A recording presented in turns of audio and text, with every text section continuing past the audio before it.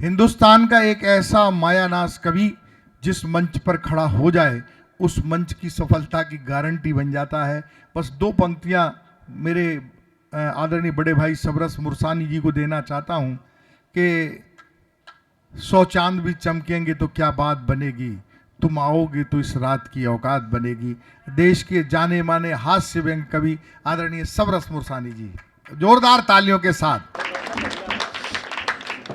अब क्या आपके कानों में आकर कहूँ कि ताली हो जाओ? बहुत अच्छा लग रहा है और मुझे तो वास्तव में ऐसा लग रहा है ये मथुरा नगरी है, भगवान कृष्ण की नगरी है, लेकिन ये कंस का दरबार लगा हुआ है। ये महाकंस संचालन कर रहा है। और मुझे फक्र है कि ये मेरे भाई हैं, तो कंस का बड़ा भाई रावण ही हो सकता है। रावण सुन रहे हैं बैठे बैठे, बे आई रावण है। हालांकि भाई साहब है ना, कुंभकर्ण इधर विराजमान है। विभीषण ही फंस गए बीच में। बहुत अच्छा है। देखो दीपक जी, मैं आपको प्रणाम करता हूँ। मुझे सुनाने में शर्म नहीं लगती है, आपको सुनने में शर्म नहीं लगती है। मवतलाल को बुलाने में शर्म नहीं लगती है, मुझे आने में शर्म नहीं लगती है। लोकल होता है एक तो लोकल, और मैं हूँ महालोकल। इसे तो परसों ही सुन लेंगे, कल भी नहीं परसों सुनेंगे, लेकिन फिर भी जो देखो, जिस घर में जाओ यदि वहाँ कोई झेलता हो तुम्हें तो वहाँ भूल कर भी मत जाओ, और जो तुम्हारा इंतजार करता हो वहाँ सारे काम छोड़ करके जाओ। सही बात, वाह। तो मफतलाल जी का इतना प्यार है, मैं सारे काम छोड़ के आता हूँ, और जो झेलते हैं वहाँ नहीं जाता हूँ। और झेलने के लिए एक बार मैं गया, मुझे देखते ही एक ने दरवाज़ा बंद कर लिया, अंदर से कुंडी लगा ली, पर मैं निराश नहीं हुआ। आपको पता है कुंडी दोनों तरफ से होती है। मैं भी बाहर से कुंडी लगा के ताला लगा के घर को गया। तो मैं मफतलाल जी का बहुत वो हूँ, फैन हूँ, आज से नहीं बहुत साल से। समय कम है, अब मैं सोच रहा हूँ क्या सुनाऊँ। मैं आपको जो से जानता हूँ जैसे मैं पैदा नहीं हुआ था, तो सच में। किसी नेता का मजाक उड़ाना अच्छी बात नहीं है, लेकिन जो नेता देश का मजाक उड़ा रहे हों, मैं उनकी मजाक उड़ाऊं तो कोई बुरी बात नहीं। बहुत अच्छा है। मैं तो वास्तव में पहले से ही बहुत कविताएं लिखता था। दीपक जी, जब मैं पढ़ता था तो मेरी सगाई वाले आए, मुझसे बोले कौन सी क्लास में पढ़ते हो? मैंने कहा मैं 10वीं क्लास में पढ़ता हूँ। बोले हमें कैसे विश्वास हो? मैंने कहा मोहल्ले वाले बच्चों से पूछ लो, मैं तो 10वीं में कई वर्षों से पढ़ रहा हूँ। वो कई वर्षों से, मेरी हाँ कई वर्षों से, पर हमें कैसे विश्वास हो? मैंने कहा मार्कशीट दिखाऊं? बोला मार्कशीट है? है कि दिखाओ। नहीं, कौन से सन की लाऊं? बोले कौन से सन की? नहीं, हाँ कि कितने सन की हैं? मैंने 5 बार फेल की हैं। बोले कोई से सन की फेल की दिखा दो, हमें विश्वास हो जाएगा तुम 10वीं क्लास में पढ़ते हो। मैं भाग के गया, मार्कशीट लाया, उन्हें दिखाई, गुस्सा होके बोले 5 बार फेल की बता रहे थे, ये तो 8 बार फेल की है। मेरे पिताजी मेरे पास खड़े थे, उन्होंने मुझ में एक चांटा मारा और बोले क्यों रे, तू मेरी मार्कशीट क्यों ले आया है? ये अच्छा है भाई साहब, तू मेरी मार्कशीट क्यों ले आया है? तब मेरे ग्रैंडफादर बोले मेरा ध्यान रखी होगी बार तू। हाँ, तो मैं बचपन से बहुत होशियार था वास्तव में। मैंने बीरस लिखता नहीं, मैं लिख सकता हूँ पर लिखता नहीं। मैंने फिल्मों में बहुत सारे गीत लिखे हैं दीपक जी, पर वो किसी ने लिए नहीं। बोले तू ही रख, अपने पास है, हमें नहीं चाहिए। हाँ, बीरस एक बार तो मुझसे कहा, मफतलाल जी बोले कि तुम बीरस क्यों नहीं लिखते हो? तो मैं बीरस की कविता लिख के लाया था। अभी भाई साहब वो मोबाइल लेकर के आए थे जो, तो मैंने भी मोबाइल में लिख ली, मुझे याद नहीं था। आजकल ऐसा ही होता है, कभी मोबाइल निकालता है, पहले तो पढ़ देगा फिर मोबाइल निकालेगा। अब मैंने भी एक लाइन याद कर ली। सागर जी, संतोष जी करे संचालन, सबरस मुरसानी आ रहे हैं, वो आज कविता सुनाएंगे। मैं बोला भाइयों, एक बीर रस की कविता सुना रहा हूँ, सुने जी। स्वागत है। एक लाइन याद। मैं पूछ रहा हूं कब तक जारी मेरी जंग रहेगी। अब मुझे एक ही लाइन याद, अब मोबाइल में लिख के लाया मैं, अब याद नहीं तो फिर मैं बोला, मैं पूछ रहा हूं कब तक जारी मेरी जंग रहेगी। श्रोता सोचेंगे आगे क्या बोले, और मैं बोलूं तो क्या बोलूं। अब नहीं याद आया, मैंने मोबाइल निकाला, मैं पूछ रहा हूं कब तक जारी मेरी जंग रहेगी। कविता निकली और डिलीट पे उंगली रख गई मेरी।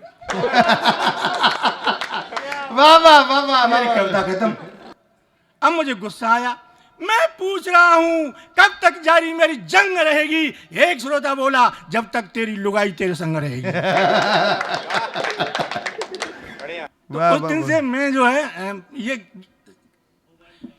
हाँ, मैं मोबाइल में लिखता ही नहीं, मुझे याद रहता है। और जो मोबाइल में देख के पढ़ते हैं उनमें दिमाग कम होता है, उन्हें वो याद नहीं रहता उन्हें। इसलिए मैं अब आजकल बिना मोबाइल के पढ़ता हूँ। मुझे 3-4 घंटे का वो है, 3 घंटे सुनाता हूँ कम से कम। सो जाओ। और आज 4 घंटा सुनाएंगे। सो जाओ, जाऊंगा जब जगा के जाऊंगा, नींद पूरी हो जाएगी।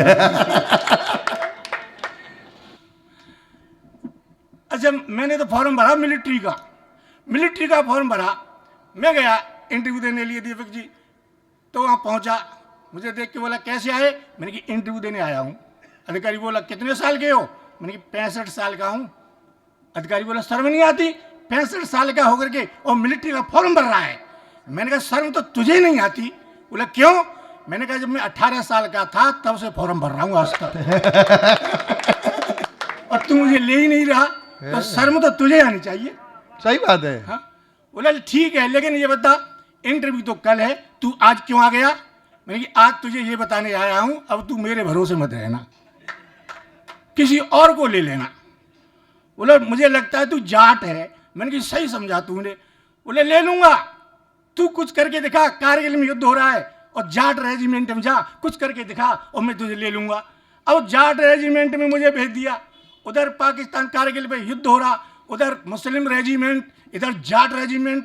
अब दोनों घोषणा हुई सुबह 7 बजे युद्ध शुरू होगा, तो मुस्लिम रेजिमेंट जो है 3 बजे ही सीमा पे आकर के और डट गया, और जाट रेजिमेंट में अकल आवे 12 बजे। जाट में अकल 12 बजे आवे। अब जाट जो है धर्मशाला में पड़ पड़ी बीड़ी पी रहे। एक बोले भाई युद्ध में जाना है, तो वो युद्ध मैदान में पहुंचे, तो कह रहा यार वो कारतूस का जो डिब्बा था वो तो है नहीं, खाने का डिब्बा ले आया हूं मैं तो। अब जैसे अब वो 7 बजे का युद्ध शुरू हुआ, 9 बज गए। आधे मुस्लिम रेजिमेंट के जवान तो इंतजार में, वो गर्मी में आधे मुस्लिम तो वैसे ही मर गए उसमें। और जैसे ही 12 बजे मैं बोला वो युद्ध हो रहा है, चलो। मैं गया सामने, जाते जाते मैंने कहा मुस्लिम रेजिमेंट से, शेर खान। वो खड़ा होकर बोला किसने पुकारा, डिशूं। मोहम्मद खान खड़ा होकर किसने पुकारा, डिशूं। सियासुद्दीन खान किसने पुकारा, डिशूं। नजरुद्दीन खान किसने पुकारा, डिशूं। 5 मिनट में 9 खत्म कर दिए मैंने, 5 मिनट में 9 खत्म कर दिए। अब वो मुस्लिम रेजिमेंट का जवान बोला जी जैसे हमें मार रहा है हम भी तो ऐसे ही मार सकते हैं। तो खड़ा होकर बोला सबरस मुरसानी। मैं समझ गया मुझे चटकाएगा, और मैं नीचे झुक गया। 2 मिनट के बाद मैं खड़ा हुआ, मैंने मुझे किसने पुकारा, बोला मैंने, डिशूं। बहुत बढ़िया। अब मैं आया, अधिकारी बड़ा खुश हुआ, मुझसे बोला मैंने तुझे ले लिया, अब तू फौज में रहेगा, अब चल परेड कर गया। मैं गया परेड करने, 250 जवानों की परेड, मुझे बीच में खड़ा कर दिया 250 जवानों के। अब वो कह रहा कमांडर आराम, सावधान, सभी जवान बायां पैर उठा के खड़े होंगे, बायां पैर उठा के खड़े हों। दीपक जी मुझे ये नहीं पता कौन सा बायां है कौन सा दायां है। सभी जवान बायां पैर उठा करके यूं खड़े हुए, और मैंने दायां पैर उठाया, यूं खड़ा हुआ, और सामने से लग रहा जैसे बीच में कोई दोनों पैर उठा के खड़ा हुआ है। अधिकारी बोला ये कौन सा जवान है जो दोनों पैर उठा के खड़ा हुआ है। मैंने कि मैं हूं सर। बोले इधर आओ।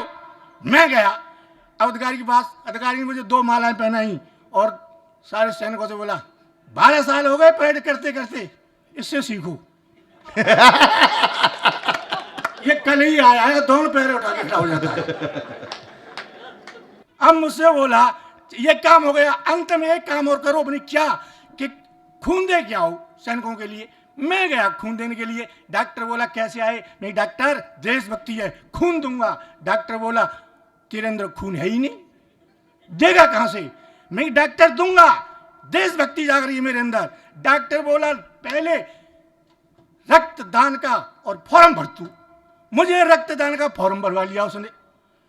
मुझसे बोला बेड पे लेट गया। एक खाली शीशी लाया, एक सिरिंज लाया, नली लाया, सिरिंज लगा के और नली बोतल में गिरा के बोला खाना खाने जा रहा हूं, परसों लौटूंगा। लेकिन डॉक्टर तू परसों लौटेगा, मैं मर गया तो तेरे मरने का मुझे कोई गम नहीं। मैंने क्यों? कि देख कैसा फॉर्म भरा है। मैंने दिखा। जब मैंने फॉर्म देखा दीपक जी, उस बेईमान डॉक्टर ने रक्तदान की जगह प्राणदान का फॉर्म भरवा दिया। और थोड़ी देर बोला निकल आई। मैंने क्या? एक बूंद खून की देख के मैं बेड से नीचे गिरा धड़ाम। तब मुझे होश में लाने के लिए 3 बोतल खून चढ़ाया उसने मुझे। और बोला ये बता खून लेने आए हो कि देने आए हो? तो मैं उस दिन से वीरस के चक्कर में नहीं पड़ता। एक कविता सुनाता हूं जी, स्वागत है। देखें आप। मैं एक ऐसी कविता लिखी है, कोई कवि इस देश में लिख नहीं सकता है। आज तक न लिखी है किसी ने, और न लिख रहा है, और न जिंदगी में लिख पाएगा।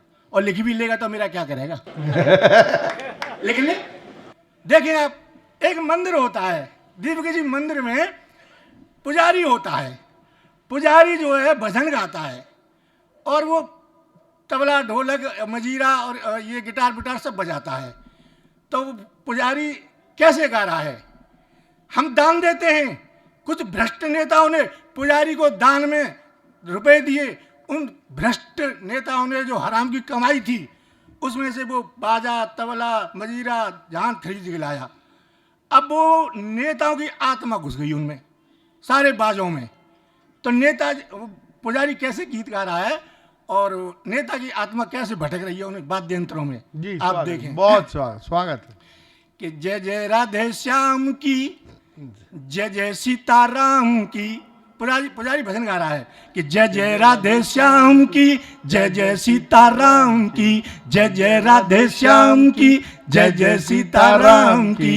इसके बाद पुजारी ने तबला उठाया और तबला उठा के बोला ता कि धिनक की दिन दिन, धिनक की दिन दिन, धिनक की दिन दिन।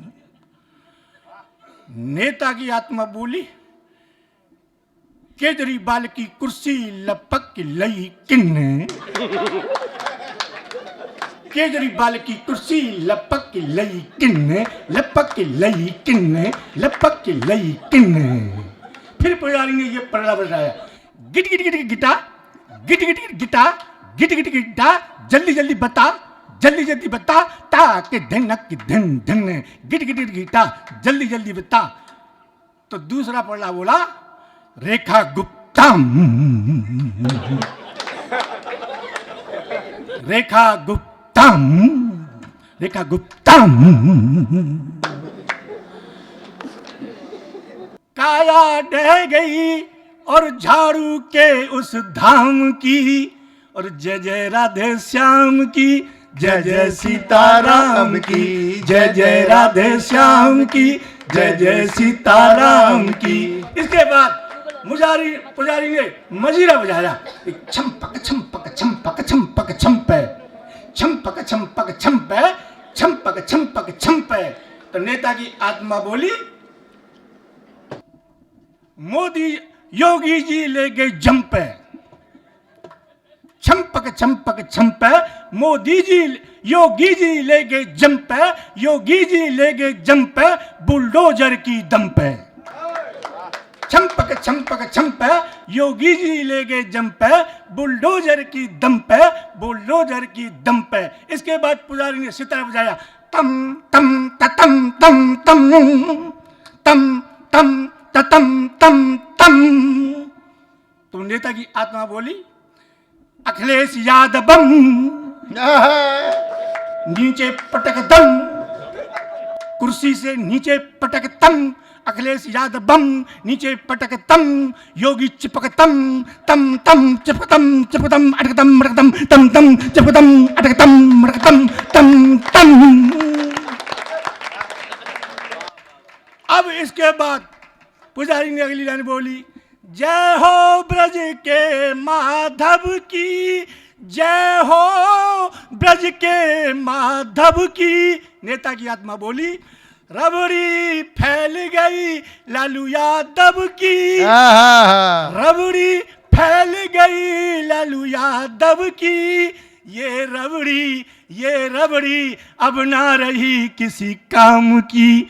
और जय जय राधे श्याम की, जय जय सीताराम की, जय जय राधे श्याम की, जय जय सीताराम। और अंत में मंदिर में छोटी छोटी घंटी लटक रही हैं, बड़े बड़े घंटे लटक रहे हैं। पुजारी घंटे और घंटे बजा रहा है, टन टन टन टन टन टन टन टन टन टन टन। नेता की आत्मा बोली, हमको तो चाहिए, हमको तो चाहिए, हमको तो चाहिए धन धन धन।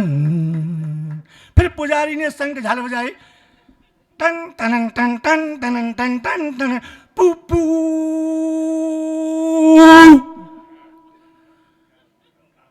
नेता के देश के नेता, देश के नेता, देश के नेता लूलू। इनको तो माया चाहिए हराम की। और जय जय राधे श्याम की, जय जय राधे। थैंक यू, धन्यवाद। बहुत बहुत धन्यवाद सबरस मुरसानी जी।